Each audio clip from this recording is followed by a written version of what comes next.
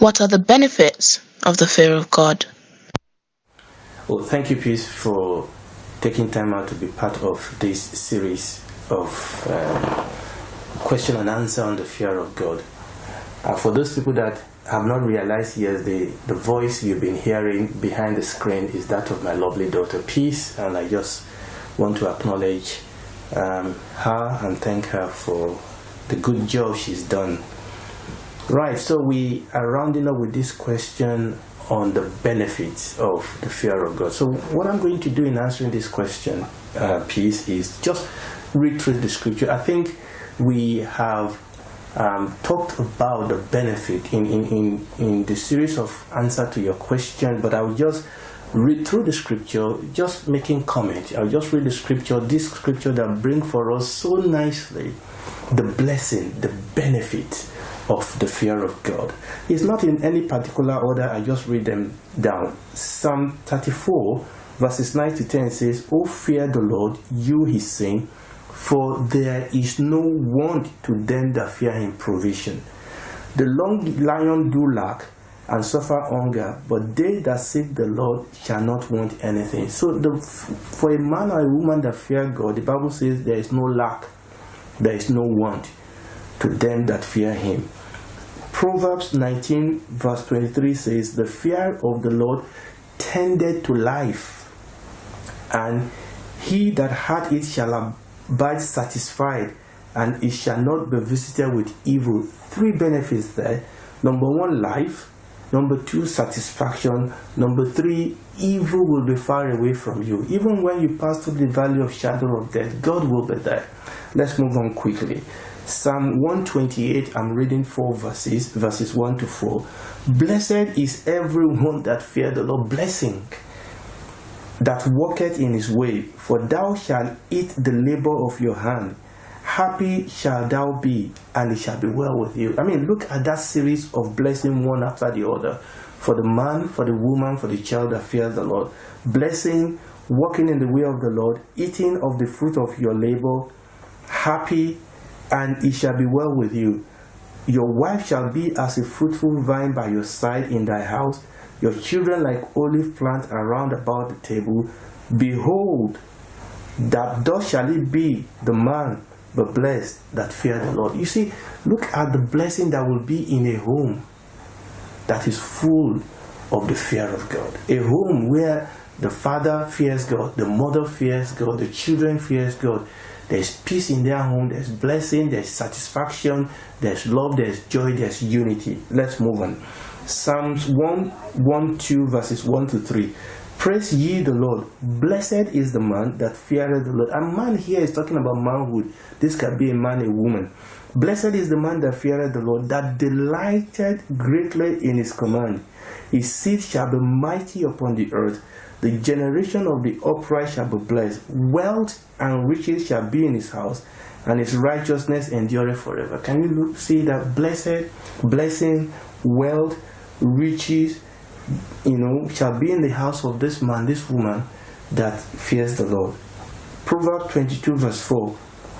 "By humility and fear of the Lord are riches, honor, and life." I mean, if we want riches, godly honor, if we want life, divine life, the Bible says that by humility and the fear of the Lord are riches, honor, and life. Proverbs 14, 26 and 27. "In the fear of the Lord is strong confidence, and his children shall have a place of refuge. The fear of the Lord," oh praise the Lord, "is the fountain of life, to depart from the snare of the dead." The fear of the Lord is the fountain of life. Now, I'm intentionally not going back to the scripture we've read before. Remember, we read in Isaiah that the fear of the Lord is treasure. We've read in the book of Proverbs that the fear of the Lord is the beginning of wisdom. And we said that beginning there is the chief part, is the heart of wisdom. Praise the Lord. Let's move on. So that Proverbs 14, 26, 27 says that the fear of the Lord is the fountain of life, to depart from the snare of death. So the fear of the Lord will deliver us from the snare of death. Let's move on. Proverbs No, let's read Psalm. I've read Proverbs. Let's read Psalm 25 verses 12 to 14. Psalm 25 verses 12 to 14. What man is he that feareth the Lord? Him shall he teach in the way that he shall choose. If we fear God, God will teach us his way. God will teach us his word. God will teach us more. I mean, if we have received something from God and we are not obeying God, loving God, like we've said in the last answer to your question, we're not going to get more from God. But if we fear God, we obey him, we love him, we walk in our responsibility towards him. The Bible says that what man is he that feareth the Lord? What woman is he that feareth the Lord? What child is he that feareth the Lord? Him, her, shall the Lord teach in the way that he chooses. His soul shall dwell at his seed shall inherit the earth. Listen to this. The secret of the Lord is with them that fear him, and he shall show them his covenant. I mean, we can go on and on. The secret of the Lord is with those that fear him. I mean, if somebody doesn't fear you, doesn't obey you, doesn't love you, doesn't, take their responsibility towards you with awesome responsibility, you won't show them your secret. The Bible says here that the secret of the Lord is with them that fear him. Praise the Lord. Now, I will round up this series of teaching by running through some food for thought. You remember I told you about this Pastor Larry McCall, on the fear of the Lord. He went through some series of food for thought on the fear of the Lord that I want to conclude this series with.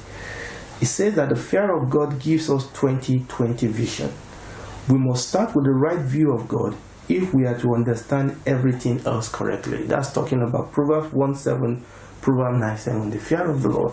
So the fear of the Lord gives us 20/20 vision. We must start with the right view of God if we are to understand everything else correctly. Second food for thought.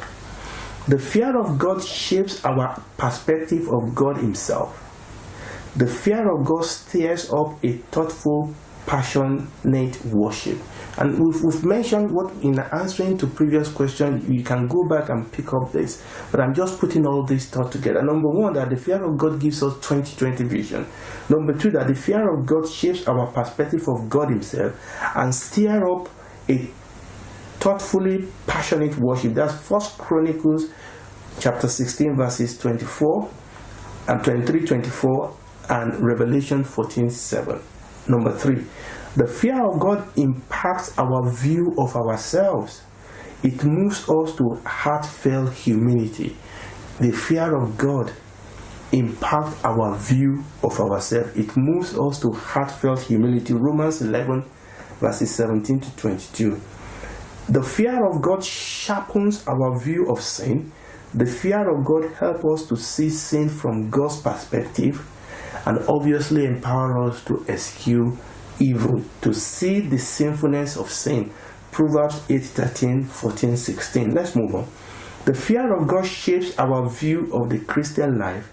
It encourages faithful obedience to God and his command. And we can quote many scriptures to support that. Philippians 2:12, Ecclesiastes 12:13, Psalm 86 verse 11, Deuteronomy 5:29. The fear of the Lord gives us the right perspective of our earthly relationship. We've mentioned that a relationship, a home that have the fear of the Lord will be full of peace and joy. Ephesians chapter 5 verse 21, Colossians 3:22. The fear of God motivates us to reach out to those still lost. The fear of the Lord motivates us to evangelize those who are not yet in submission to Christ. 2 Corinthians chapter 5 verse 11. Praise the Lord. Thank you so much for being part of this series of teaching. I hope this has been a blessing to you. It's definitely been a blessing to me.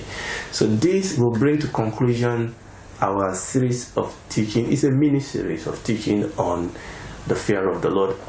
And I hope and I believe, God, that this will trigger something in your heart to go back and have a study yourself of the fear of the Lord. I've shown you some materials that you can use yourself to do your study basically and essentially, the Bible is the primary source for us, and the Holy Spirit is there to teach us the Word of God. Thank you so much. Now we're going to take a short break as usual, and we're going to come back by the grace of God, and we're going to pick up our teaching on the end time.